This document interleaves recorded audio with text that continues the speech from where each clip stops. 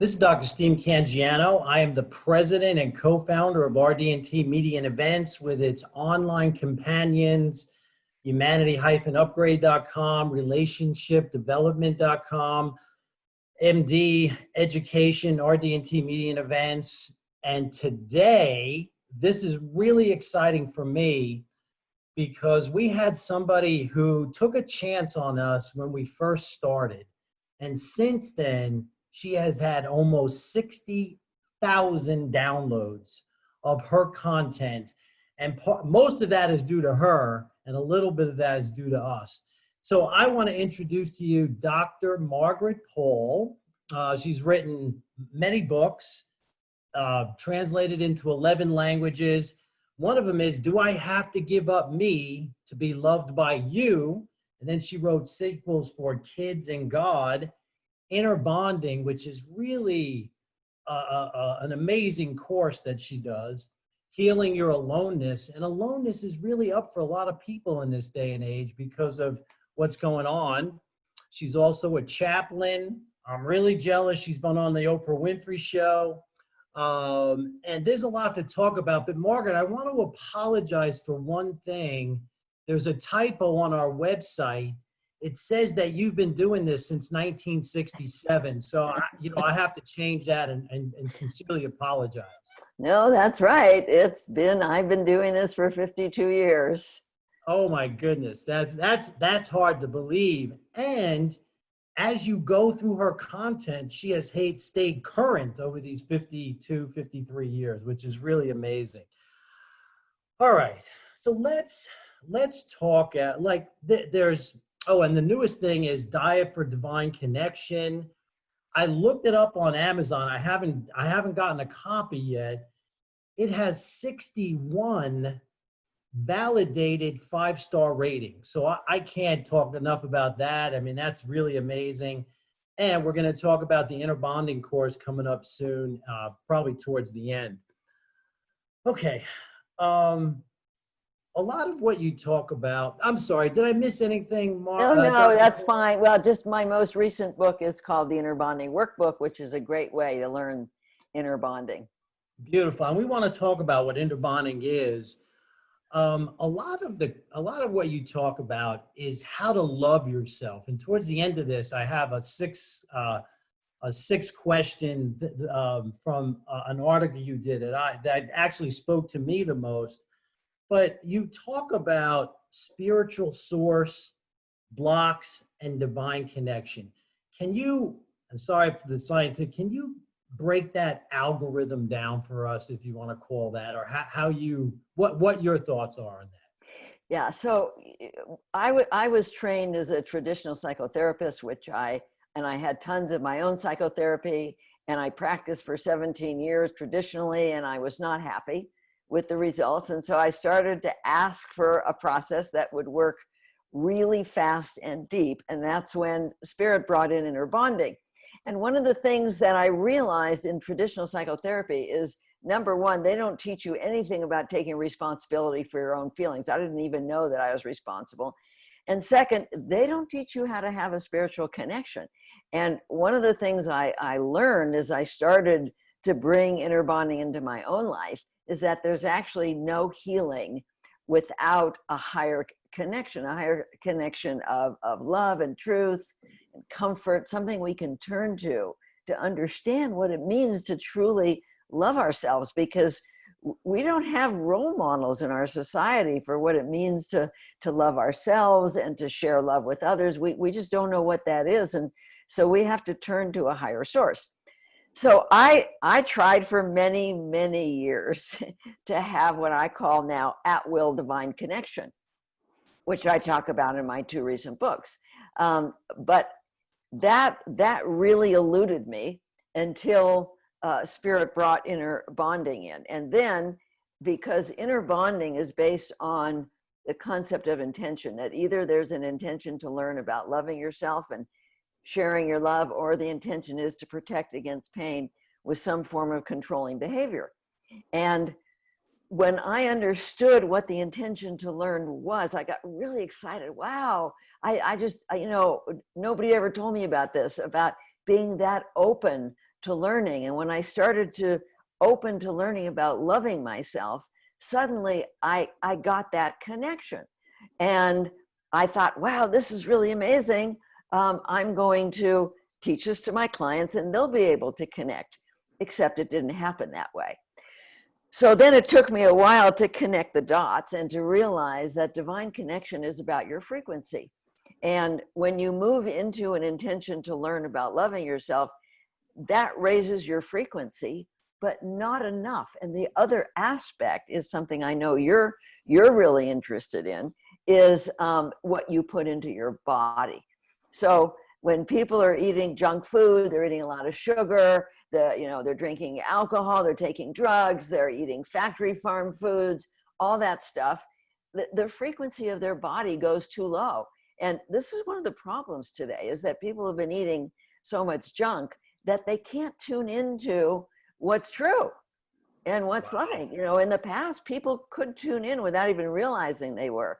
Now they can't, because their frequency has gone so low with the bad food. Well, I was really fortunate in that I was a sickly kid. And in my early 20s, I started to research what creates health.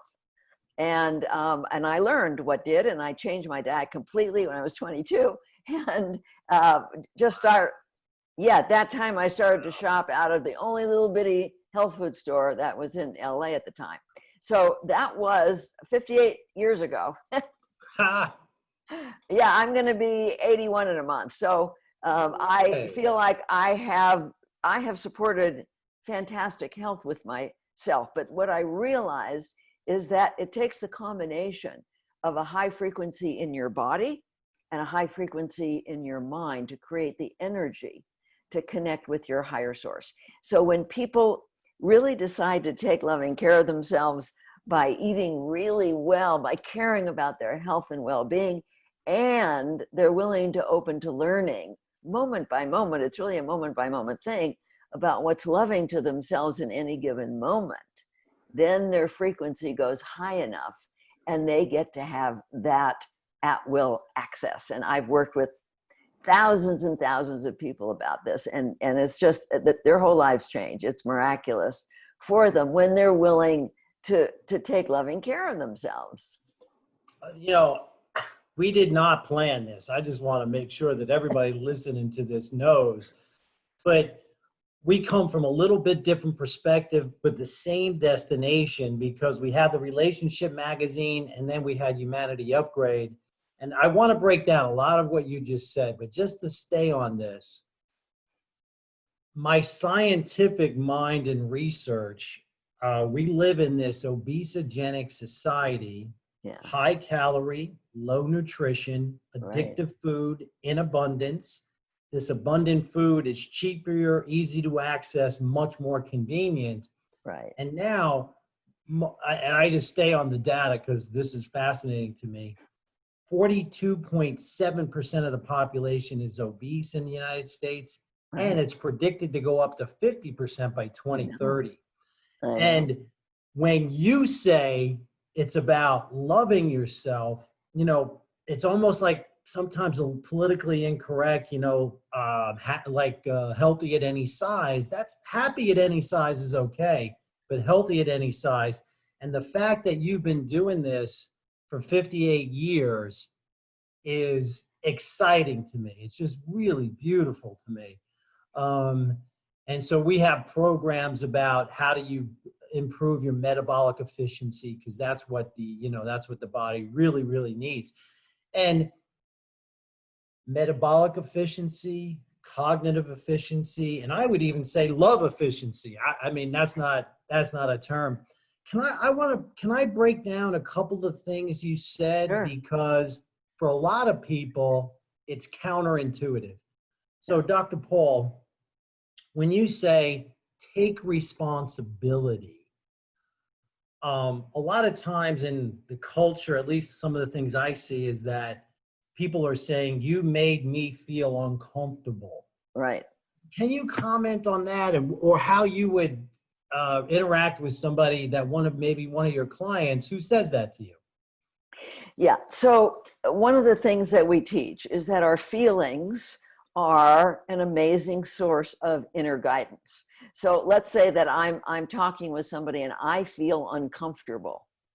I don't think that they're making me uncomfortable. What I think is that my inner source, my feeling self, which is that part of the soul that's inside me that often communicates through feelings, is giving me information, and it's giving me very important information. So to take responsibility for my feelings is to be open to learning about the information that that discomfort is giving me. And so if I go inside and I open to learning, that discomfort might say, well, this person is not being authentic, or this person is lying, or this person is trying to make you responsible for them, or this person is pulling on you for approval, or something of that nature. This person is not somebody to be trusted. My discomfort is very, very important to me. And I would never say, well, you're making me uncomfortable, so you have to change. Because first of all, I don't have any control over what the other person is doing. And secondly, that's such important information. Like I teach my clients, if you feel anxious, that is very important information, that there's some way that you're abandoning yourself. You're coming from that ego wounded part of you, and you're telling yourself lies. You're telling yourself you're not good enough, or putting pressure on yourself that you got to be perfect and you got to do everything right and you've got to perform and you've got to get approval. Unless this person likes you or loves you or approves of you, you're not okay. You know, we're just programmed with tons of false beliefs. And Right. part of the inner bonding process is to discover these through our feelings. Step one of inner bonding is being present with your feelings and recognizing that they have vital information for us. So that's the beginning of taking responsibility for your feelings, recognizing that they're speaking to us. It's like we need this roadmap. You know, if you were to drive from LA to New York without a roadmap, you'd be lost. Our Gotcha. feelings, if we don't pay attention, we get lost. We don't know what we're doing. We don't recognize that we're treating ourselves badly, and that the feelings are letting us know that. So, and correct me if I'm wrong, but I think you might say that the negative feelings, there might be more to learn there, or a lot of things to learn there when we're experiencing that. Would that be accurate, or? Well, all of our feelings, because if I'm feeling happy and peaceful and joyful, that's letting me know that I'm loving myself. I'm taking responsibility for myself. So I want to know that too. I mean, obviously we don't want to just, have negative feelings as information. So I have learned through the practice of inner bonding to stay present in my body. I call it having your inner baby monitor on, because people who have a baby and they want to be good parents, they don't just leave the baby in a crib and go out to lunch. They put the baby monitor on. And the minute the baby cries, they attend. And so what we teach people in step one of inner bonding is to move out of your head and get present in your body, so that Beautiful. the moment there's a feeling that needs attending to. So I'm present and I know I feel peaceful, I feel full, I feel happy. I know I'm taking care of myself. But the minute I feel, any numbness or depression or guilt or shame or anger or aloneness or emptiness or anxiety, I know I've just told myself something that's a lie from that ego wounded part of me, which is programmed with a ton of lies. And I'm going to attend to that right away, just like I did with my babies when I heard them cry. Got it. Beautiful. And then another thing, well, if we could, one other thing I want to just unpack, and for I've been in this field, so I get it. And although I did come from a scientific field, a lot of my colleagues in science say divine, spiritual. What's that? How would you, when you say divine connection, break that down for me and for a lot of people who may not necessarily they're in the world and they're like, break that down for me. So my experience is that we live in a universe of information, and that the energy of the universe is love. But actually, people don't have to believe in anything. For example, I had a client who's, I was working with his wife and she was doing really well. And he came to me and he said, look, I know that you believe in this spiritual stuff. I don't believe anything, but I know it's a part of your process. And so in the step, which is step 4 of inner bonding, where we're asking a higher source for love and truth, I said, just ask the air. Just ask the air, what's loving to me right now? You don't have to believe anything, just ask it. And he came back and said, well, I don't know who's answering, but I'm feeling so much better. I'm getting great answers. So, I mean, I don't pretend to know Love it. what's there. All I know is that it is. And that if people open, regardless of what their belief system is, they're going to start receiving information that's extremely powerful. At this point in my life, I don't do anything without asking that higher source, which I think of like my higher soul or higher power, whatever it is that people want to think of it as. It, you know, really doesn't matter what they think of it as. It's there. And when they practice it, they will start to get a direct experience. They don't have to believe it. I was brought up in an atheist family, so I didn't believe anything. And so it took me practice. It took me having to test it out. You know, I would listen and then things would work well, and then I wouldn't listen and things didn't work well. And over a period of time, I became, you know, I started to trust that higher voice or pictures, or, I mean, it comes through in so many ways. So now I don't do anything without that guidance. And that's what that's what's changed my life completely, is not listening to that programmed ego wounded voice that is always trying to control, but listening to the voice of love and truth. Beautiful. Love. And you spoke to the woman, you spoke to the man, different people, but they got to the same destination, which is Right. great. It's beautiful. One thing I do want to emphasize that you said was energy, frequency, and information is not, you know, astral plane stuff. It is physics and science down to the very core of our matter. Everything is energy and information. Right. And that's critical. And when you think of like a seed in your garden, well, that energy and information attracts what it needs to become a tree or a plant or a tulip or whatever. Right. It's beautiful. All right. I want to go through the 6 steps of loving yourself, but there's a couple of, this is so interesting. There's a few other places I want to go before we do that. You really, and I love this because I totally agree. You say, stay focused on the process. And this is something I believe in. A lot of people are, I'll be happy when. I'll be happy when I'm married. Right. I'll be happy when I get the job. I'll be happy when I have the house. And you say that that's a block to their happiness. Right. Maybe explain that a little bit for people. Well, for example, I love to write, and I'm almost always either writing articles or writing books. But when I'm writing, I'm not thinking about whether or not people are going to read it or how it's going to do. I'm just present for the process. And being present for the process is what allows me to access my creativity. And the same thing, I'm also an artist. I paint. I don't think about, oh, I've got to do a good painting, or I'll be happy if this painting is really good. I'm just enjoying painting. I'm happy now. And so when people attach their worth and their happiness to the outcome, they're missing what life is all about. They're missing this moment. This moment is what life's all about. And the other thing is that when you're attaching your worth and your happiness to the outcome of things, then you're trying to control it.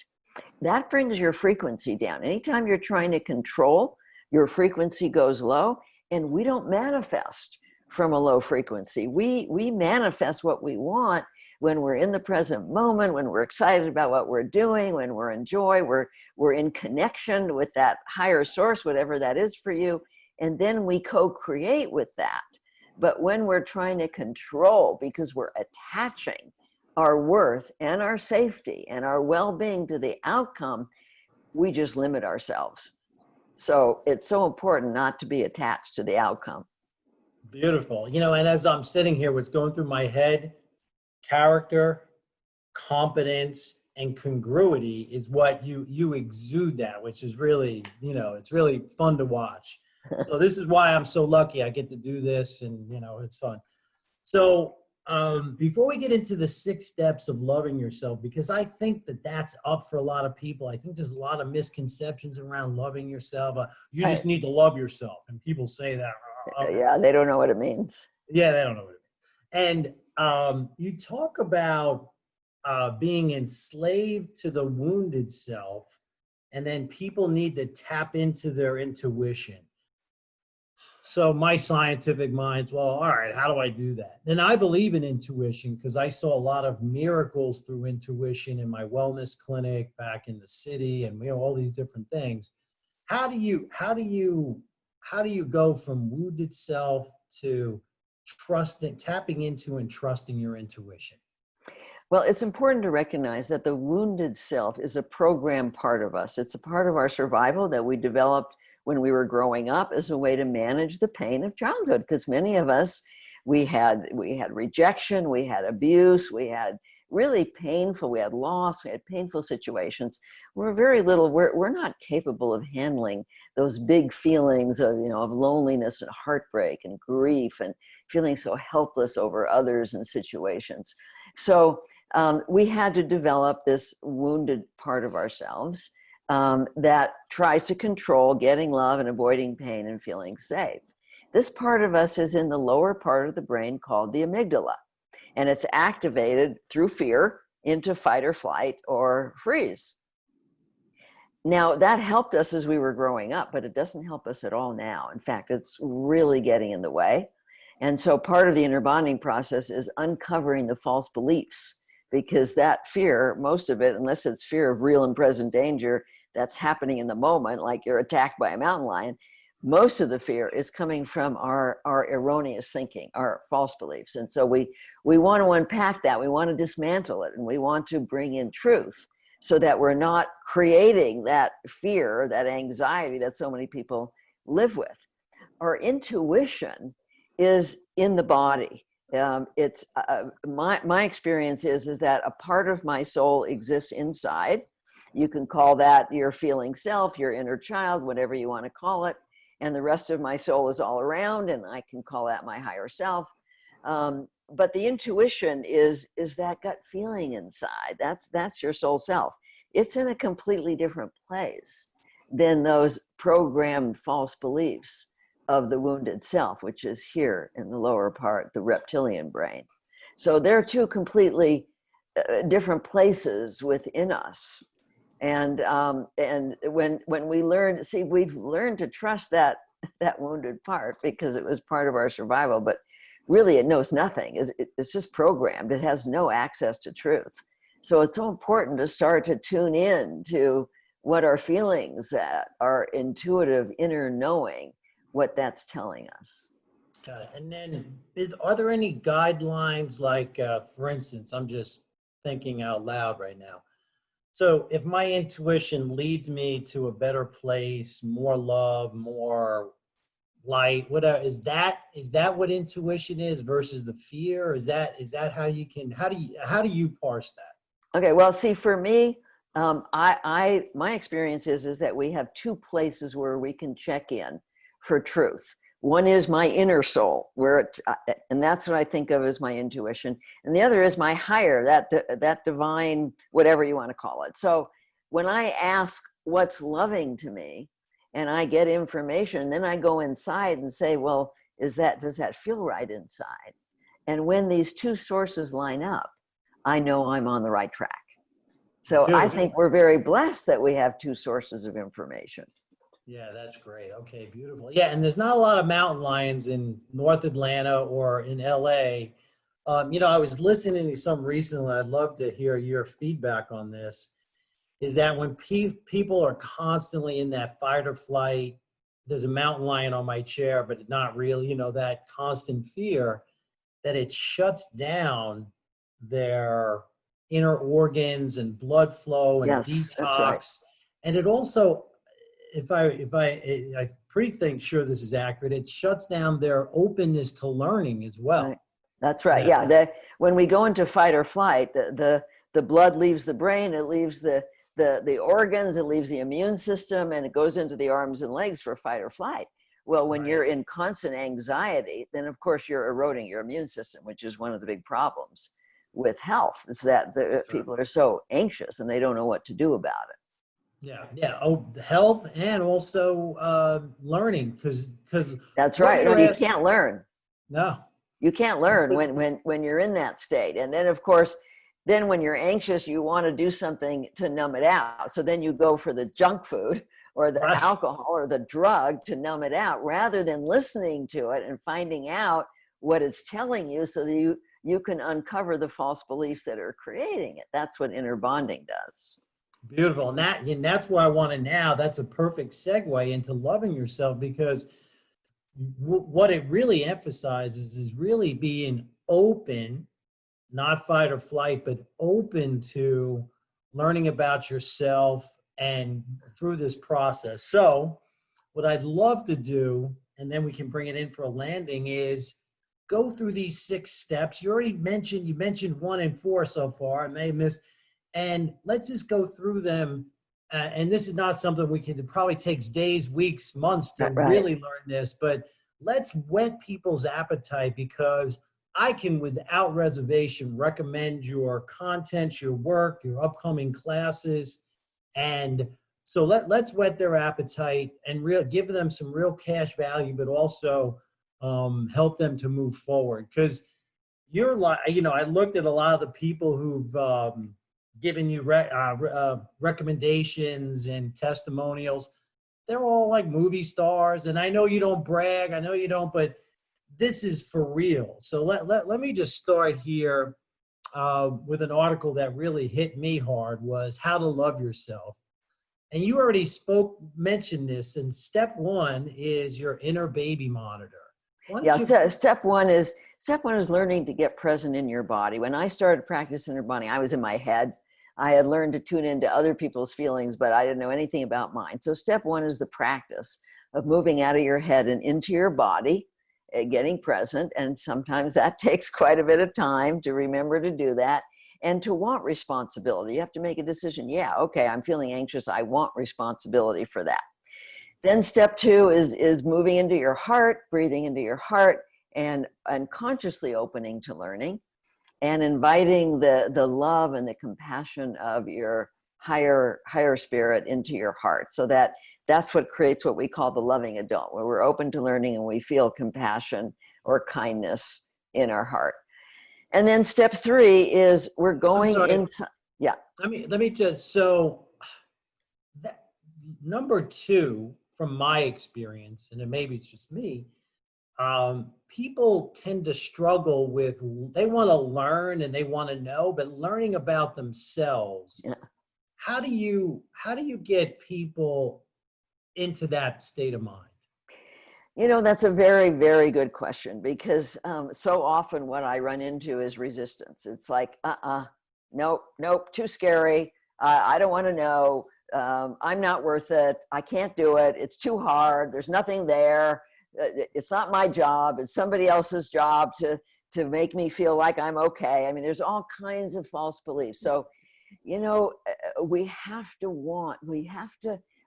to have love as our guiding light, unless we want to do what our soul came here to do, which is evolve in our ability to love ourselves and others and to manifest the gifts we've been given. Unless that's our guiding light, we're going to stay stuck in fear. We're going to stay stuck in control and avoidance and protection against pain. So, it's up to each of us to make that decision that love is more important than anything else. And I can't make a person do that. Right. Yeah, but you certainly give them a track to run on. That is Yes, absolutely I true. give them a pathway that they can learn.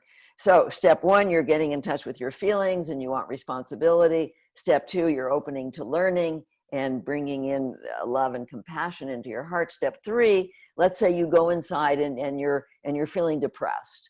And so you're asking in this step, what am I telling you? Like, let's say you're talking to your inner child. What am I telling you? How am I treating you? What am I doing or not doing that's causing you to feel depressed? And then you go inside and you allow that feeling to speak. That feeling will speak once it trusts that you're actually going to listen. So the feeling might say, well, actually, you're keeping me in a cage. You're not letting me be myself. You're telling me I'm not good enough and I'm not allowed to speak my truth. You're telling me that I've got to perform for other people, that I can't be who I am. So there's all kinds of reasons that, or you're feeding me horrible food, because that can also cause depression, Sure. which, it imbalances the gut, and then the toxicity goes up into the brain, and then it causes anxiety and depression. So there's so many reasons, but it has to do with how we're treating ourselves physically and emotionally. And so we're going inside to find that out. And then we're going a little deeper. Okay, why am I squashing myself? Why am I putting myself in a cage? What are my beliefs? See, so that's where we go deeper. Well, I believe that if I let myself be who I am, I'm going to get rejected and I can't handle that, or people will run over me and I'll be taken advantage of. I mean, there's all sorts of false beliefs. But we start to uncover those when we do this process. They're not as hard to uncover as people think, even though they're subconscious or unconscious. As we tune into our feelings and we ask, why are we treating ourselves this way? We uncover the false beliefs. Then in step 4, we go to our higher. I'm so sorry. I don't mean That's to all interrupt right. you, but this is too juicy to keep. All right. So what I took from exploration is that you really ask people to begin to ask the right questions. Yes.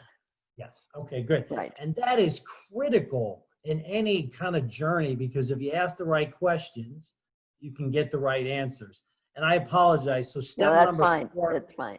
Yes. Yes. Step number 4 is truth and loving action. And this really gets into how do you access your higher self. So I'm sorry for interrupting. No, that's fine. You're right. It's about, see, people often will say, well, what's happening that's making you depressed, or what's happening that's making you anxious, rather than what am I doing? What am I telling you? How am I treating you?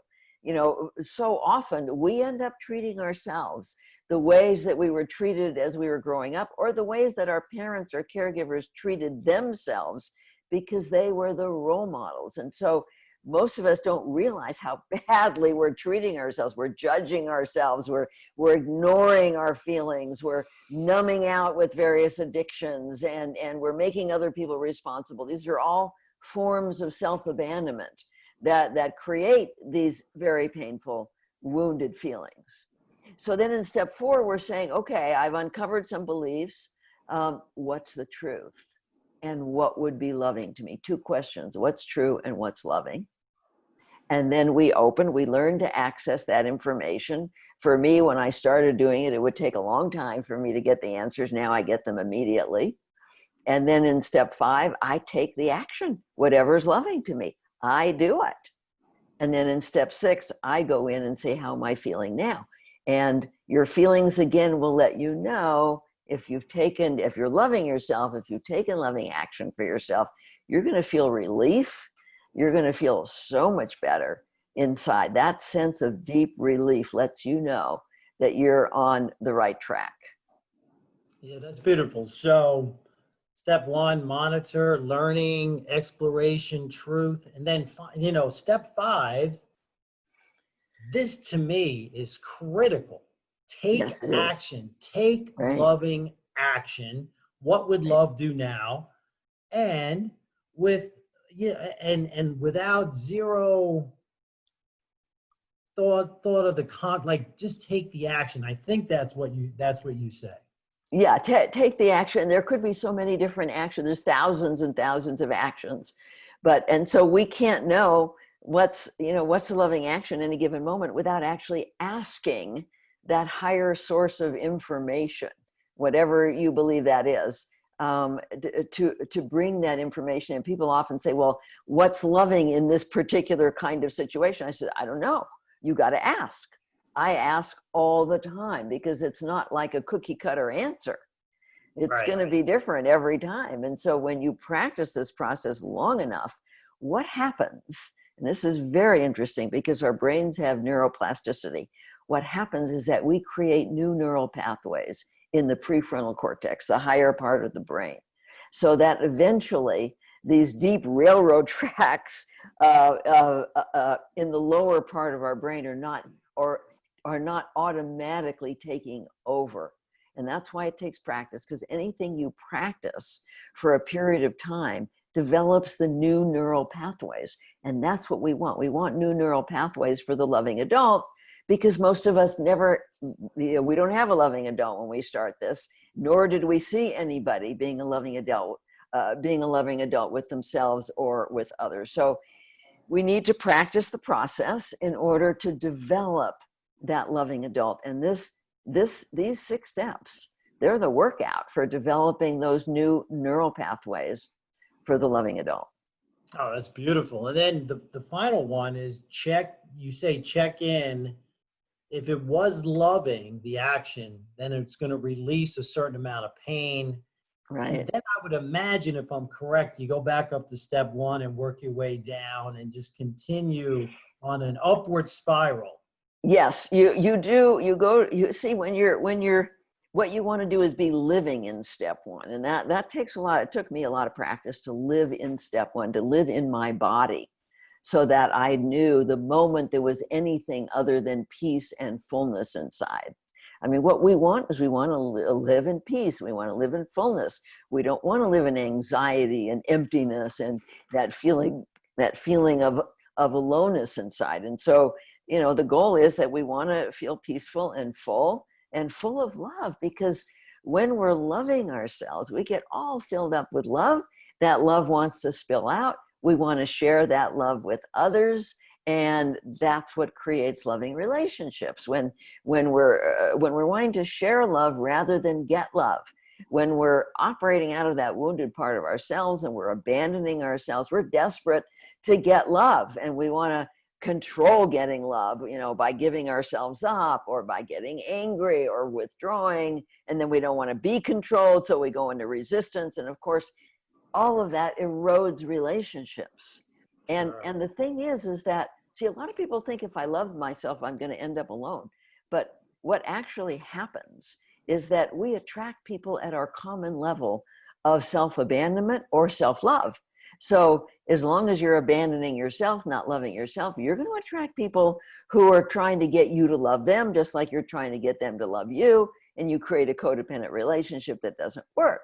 But the more you love yourself and you have love to share, the more you're going to attract somebody who's also seeing and valuing and caring about themselves, because it's about frequency. The law of attraction says like attracts like frequency attracts like frequency.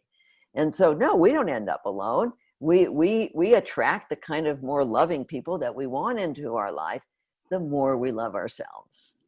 It's so, and this brings us full circle to the beginning, because the inner bonding, healing your loneliness. And I know I said I wanted to discuss this, and this will be the final topic, is so many people right now are separated from family, separated from loved ones.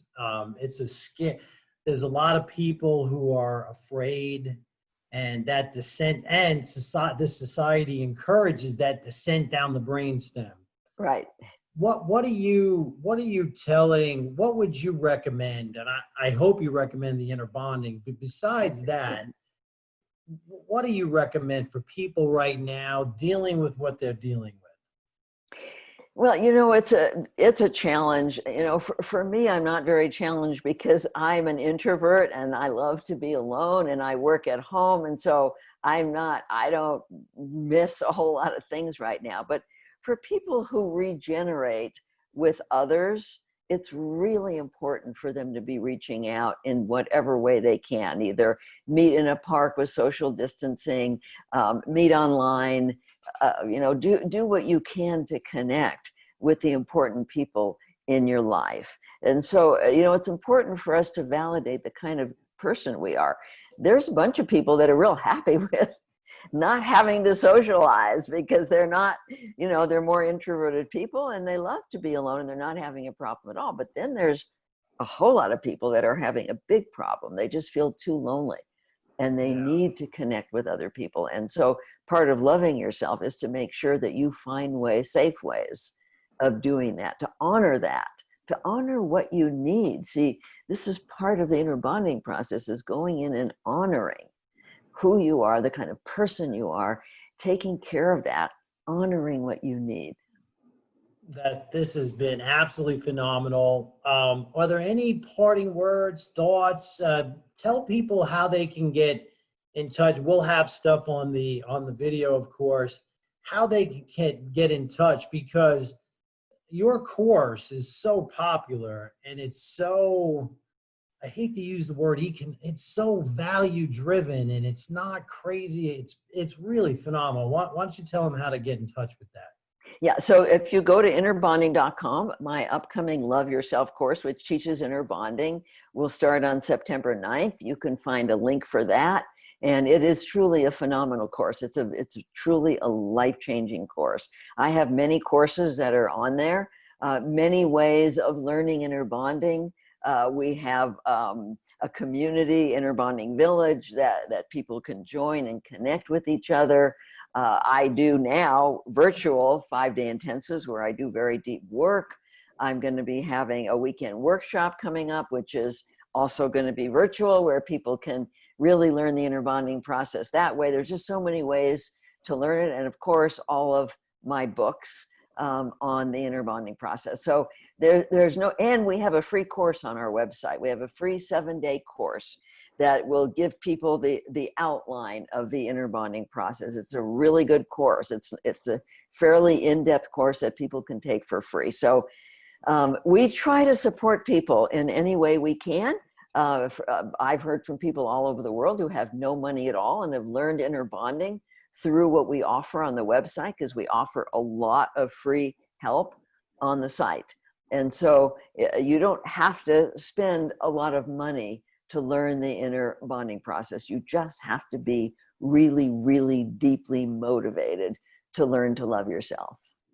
Oh, that's beautiful. And Well, there's and actually I also do sessions. I work with individuals and couples, and there's a phone number on the site where people can reach my lovely assistant. So there's just a lot of ways to connect.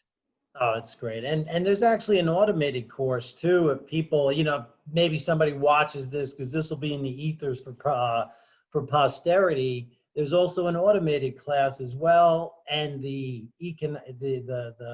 you're so reasonable, and the value you give is just absolutely phenomenal. Yes, we offer a course called Self-Quest, which for people who love to work online by themselves, it's a very, very in-depth course to teach inner bonding. So you can find Self-Quest on the site. And we offer some packages too, where you can get Self-Quest, the Love Yourself course, an intro video that's from one of my workshops, in a package that will just really blow you away as far as being able to learn inner bonding. Oh, that's great. And there's no greater pursuit. I mean, you have to work on yourself and be open to that. Right. And it makes life so much easier when you go out in the world, and relationships and business and everything. And it absolutely, well, Dr. Paul, this has been phenomenal. It really has. I'm so glad we did this. We finally got to do this, because we tried a few times, and I really appreciate your contribution, not only to relationship development and humanity upgrade, but to people in general. It really is you're like a shining star. It's really beautiful. And I'm going to correct that. I'm going to correct that 1967 on the website. And No. no, I want people to know that they don't have to get old and decrepit if they take care of themselves. and that's obvious with you. Your energy just comes through. All right. This is Dr. Stephen Cangiano signing off with Dr. Margaret Paul, Relationship Development and Transformation, Humanity Upgrade, RD&T Media and Events. Thanks for joining us. We appreciate your time.